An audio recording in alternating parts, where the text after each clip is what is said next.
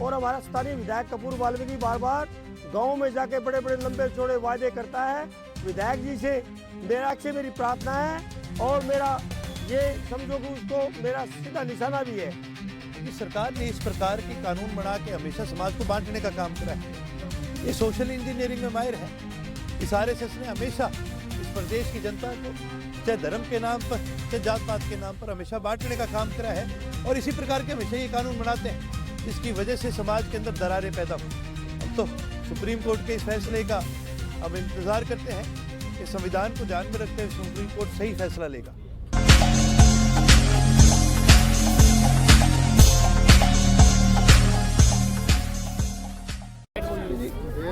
ये विषय नहीं है, ये बड़ी गंभीर मुद्दा है।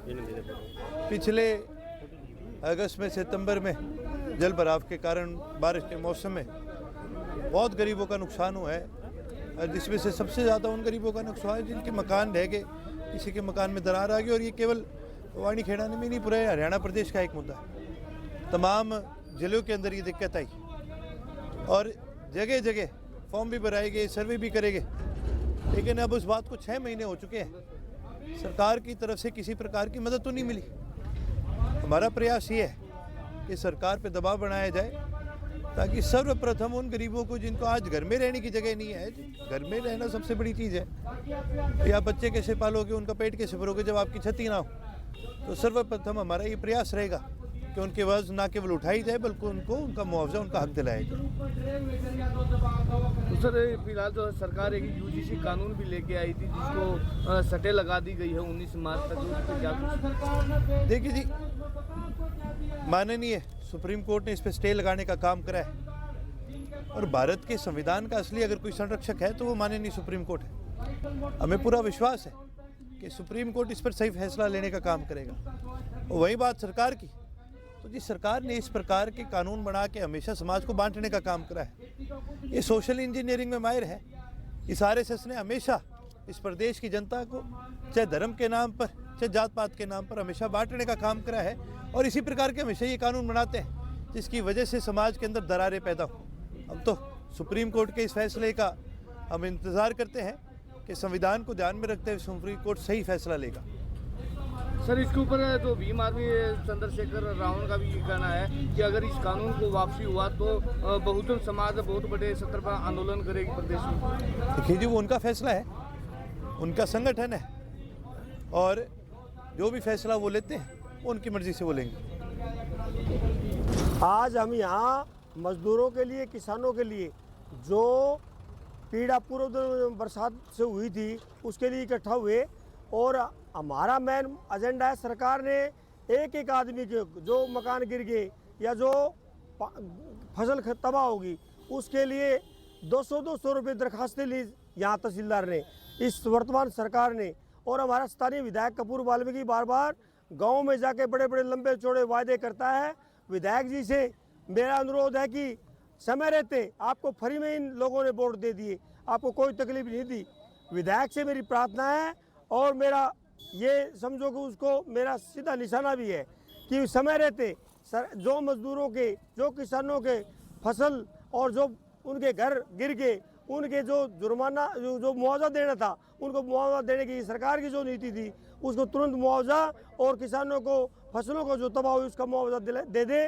नहीं तो हम अन्यथा 10 दिन का अल्टीमेटम देते हैं, गांव-गांव में जाएंगे, जहां तकलीफ है, जहां फसलों की तकलीफ है चाहे मकानों की, उन लोगों को इकट्ठा करके तहसीलदार घेराव करेंगे और सरकार को बता देंगे और यहाँ से लोग इकट्ठे होके यहाँ से तहसील से लेकर के विधायक के मकान तक लोगों की भीड़ होगी। उसके लिए समय रहते चेते ये सरकार और ये वर्तमान विधायक कपूर वाल्मीकि, नहीं तो अन्यथा भविष्य में जो दूरगामी परिणाम होंगे, जो दुष्कर हो इस सरकार के लिए, ये जिम्मेवार होंगे। समर्थन देने के लिए आए 2 मिनट इनके लिए भी आप।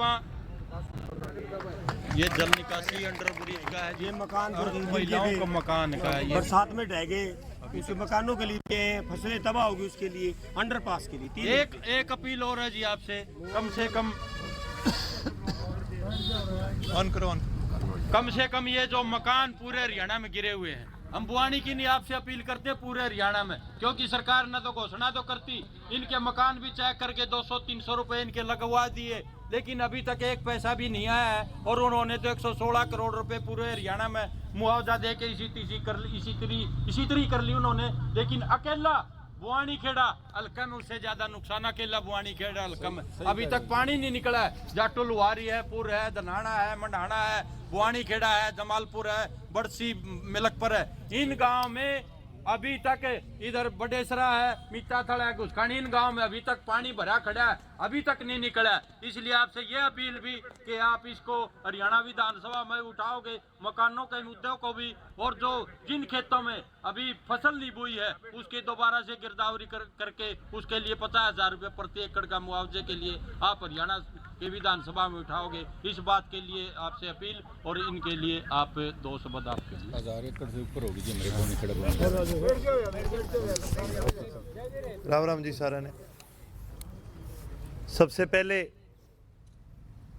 आज यहाँ पर बैठे धरने पर मेरी माताएं व बहनें, मेरे सभी पिता तुल्य बुजुर्ग, सबसे पहले जी यहाँ पहुँचने पर आज आपको मैं पहले तो धन्यवाद कहना चाहूँगा। आपने मेरे को अपनी बात रखने का मौका दिया। साथ ही साथ हमारा जी आज युवाओं का कार्यक्रम भिवानी में हो रहा था, और मैं जब जाने लग रहा था तो मेरे पे 2 फ़ोन आए। एक हमारे भाई अमित का आया, वो आपसे मिला भी होगा जी, तो उसका फ़ोन आया, उसने मेरे को सारी बात बताई। और चौधरी अभय सिंह जी का भी फ़ोन आया, और वो अभी तो आपके बीच नहीं आ सके, लेकिन मैं आ रहा था। उनका विशेष रूप से जी मेरे को एक फ़ोन आया कि अर्जुन, ना केवल तूने धरने पर जाना है, पर मेरी तरफ से ये बात ज़रूर कह के आनी है कि हम इसमें आपके साथ भी खड़े हैं, और आने वाले हरियाणा के बजट के सत्र के अंदर हम आपकी बात को रखने का काम भी करेंगे। हरियाणा प्रदेश में जी जल भराव की वजह से कितने गरीबों के घरों में नुकसान हुआ है जी, आप सब ने ही देखा है। और दिक्कत क्या हुआ है जी, सबसे ज़्यादा अगर मार किसी पे पड़ती है तो गरीब पे पड़ती है। जब घर में ही दिक्कत आ जाए, क्योंकि जी बच्चों को पालना, सबका पेट भरना आसान नहीं होता जी, बहुत मुश्किल है। और वो आदमी के लिए मुश्किल नहीं है, महिला के लिए ज़्यादा मुश्किल है जी। साथ ही साथ जल भराव के कारण पूरे हरियाणा प्रदेश में नुकसान है। हमने तो लगातार इस सरकार को इस बात पे हमने सवाल भी उठाया। मैंने तो मांग करी थी कि भाई मुआवजा भी दो तो कम से कम 50,000 तो दो प्रति किले का, जब आगे अगली फसल का भी कोई आपा कुछ कर सका। तो मैं ज़्यादा लंबी बात नहीं करूँगा जी, लेकिन आपको पूरी तरह से यह आश्वासन दे के जाऊँगा, हर रूप से पूर्ण समर्थन, हमारी कोई कंडीशन नहीं है, पूर्ण रूप से हम आपको समर्थन भी देंगे।